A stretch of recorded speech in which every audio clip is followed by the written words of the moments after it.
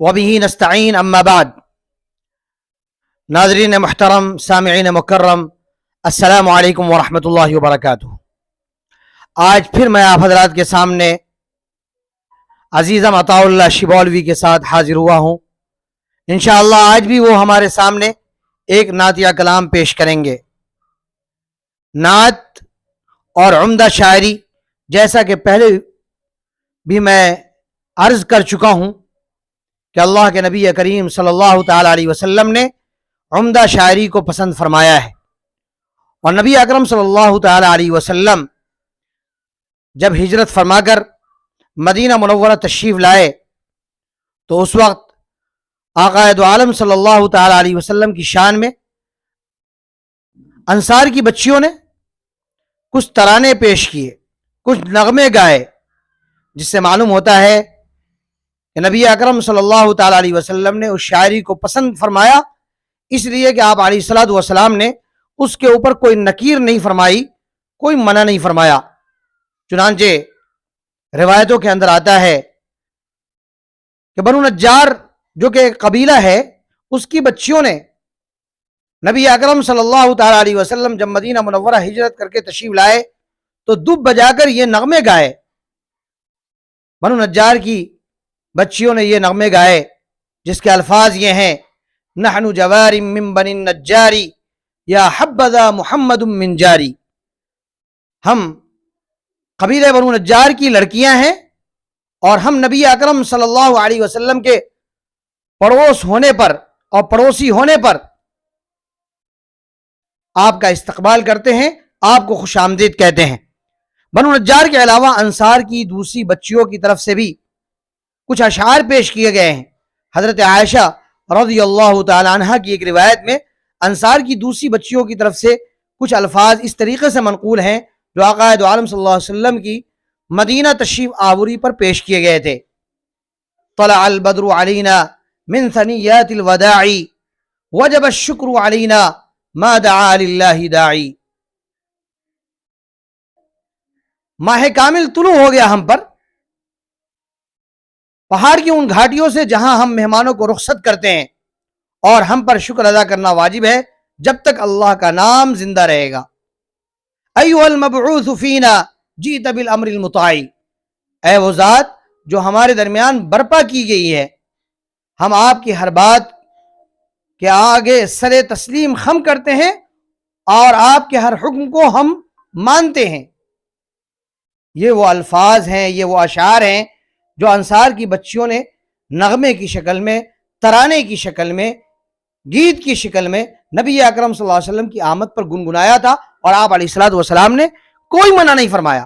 اس سے معلوم ہوا کہ اچھی شاعری کو نبی اکرم صلی اللہ علیہ وسلم نے پسند کیا ہے.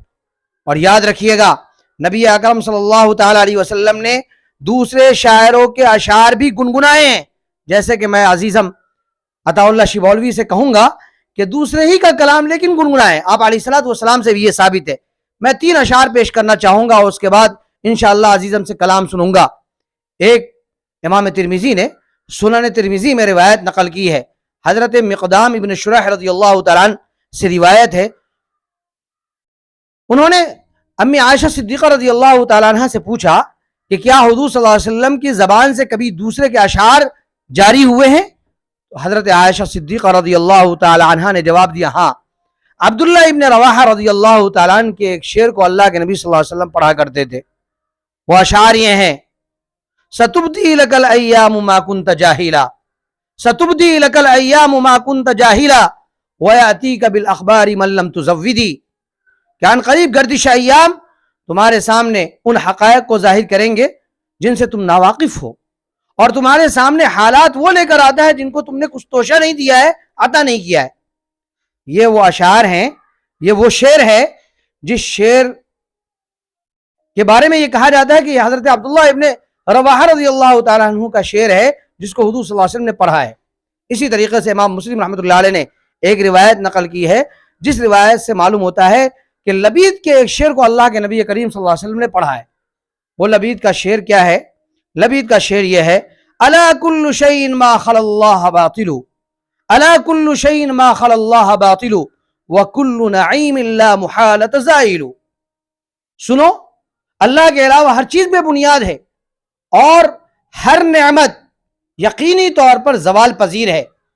نبی اکرم صلی اللہ علیہ وسلم نے ارشاد فرمایا کہ عرب شعراء نے جو مضامین باندھے ہیں شعر کے، ان میں سب سے اچھی بات اور سب سے سچی بات وہی ہے جو لبید نے کہی ہے۔ اسی طریقے سے بعض روایتوں سے معلوم ہوتا ہے کہ نبی اکرم صلی اللہ علیہ وسلم نے امیہ ابن ابی الصلت کے بھی اشعار کو گنگنایا ہے۔ چنانچہ روایت میں آتا ہے کہ آپ علیہ الصلوۃ والسلام نے امیہ ابن الصلت کے ایک شعر ان تغفر اللہم تغفر جما وای عبد لک لا علما، یہ شعر پڑھا کہ اگر اے اللہ آپ معاف کر دیں تو آپ کی مغفرت بہت وسیع ہے، اور کون ایسا بندہ ہے جو چھوٹے موٹے گناہ نہ کرے، ہر ایک انسان سے غلطی ہوتی ہے، اللہ آپ معاف کرے۔ بہرحال یہ 3 اشعار میں نے احادیث کی کتابوں سے سنایا ہے آپ کو، جس سے معلوم ہوتا ہے کہ نبی اکرم صلی اللہ علیہ وسلم نے دوسرے کے اشعار بھی پڑھے ہیں۔ تو آئیے ایک نعتیہ کلام جو دوسرے کا کلام ہوگا لیکن عزیزم کی زبانی ہوگا، ہم سنتے ہیں، آپ سنائیں۔ السلام علیکم ورحمۃ اللہ وبرکاتہ۔ آئیے حضرات ایک نعتیہ کلام پیش کرتے ہیں، سماعت فرمائیں۔ کہ میرے آقا میرے آقا، میرے آقا میرے آقا، آقا آقا آقا میرے آقا میرے آقا، میرے آقا میرے آقا، آقا آقا آقا میرے آقا میرے آقا، کہ جس قوم نے بہا یا بہت خون آپ کا، جس قوم نے بہا یا بہت خون آپ کا، جبریل دینے آئے تھے جس قوم کو سزا، جبریل دینے آئے تھے جس قوم کو سزا، پتھر چلا رہے تھے جو طائف میں آپ پر، پتھر چلا رہے تھے جو طائف میں آپ پر، ان کے لیے بھی کرتے گئے اللہ سے دعا، میرے آقا میرے آقا، میرے آقا میرے آقا، آقا آقا آقا میرے آقا میرے آقا، کہ رشتے وہاں کسی کے نچ کام آئیں گے، کہ رشتے وہاں کسی کے نچ کام آئیں گے، ماں کون باپ کون ہے سب بھول جائیں گے، ماں کون باپ کون ہے سب بھول جائیں گے، میرے شرم ہو کہ جب صبح نظر آفتاب، میرے شرم ہو کہ جب صبح نظر آفتاب، اللہ کے عذاب سے ہم کو بچائیں گے، میرے آقا میرے آقا، میرے آقا میرے آقا، آقا آقا آقا میرے آقا میرے آقا، کہ بے شک جمال حضرت یوسف تھا آئینہ، وہ چاند سے حسین تھا، وہ بے مثال تھا، بہت ہی اچھا بہت ہی پیارا مثال، کہ بے شک جمال حضرت یوسف تھا آئینہ، وہ چاند سے حسین تھا، وہ بے مثال تھا، وہ چاند سے حسین تھا، وہ بے مثال تھا، جس کی چمک اندھیرے کو بخشی ہے روشنی، جس کی چمک اندھیرے کو بخشی ہے روشنی، اتنا حسین کوئی نہیں آپ کے سوا،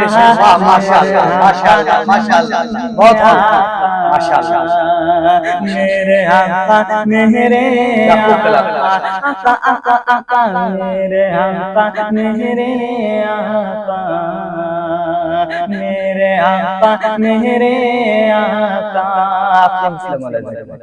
ارشاد میرے آقا میرے آقا، میرے آقا میرے آقا، آقا آقا آقا میرے آقا میرے آقا، روتے ہیں رب کے آگے برابر میرے لیے، روتے ہیں رب کے آگے برابر میرے لیے، خاموش بھی رہے ہیں وہ اکثر میرے لیے، خاموش بھی رہے ہیں وہ اکثر میرے لیے، دو دن کے واسطے زمین آسماں بنی، دو دن کے واسطے زمین آسماں بنی، باندھے ہوئے ہیں پیٹ سے پتھر میرے لیے، میرے آقا میرے آقا میرے آقا میرے آقا، آقا آقا آقا میرے آقا میرے آقا۔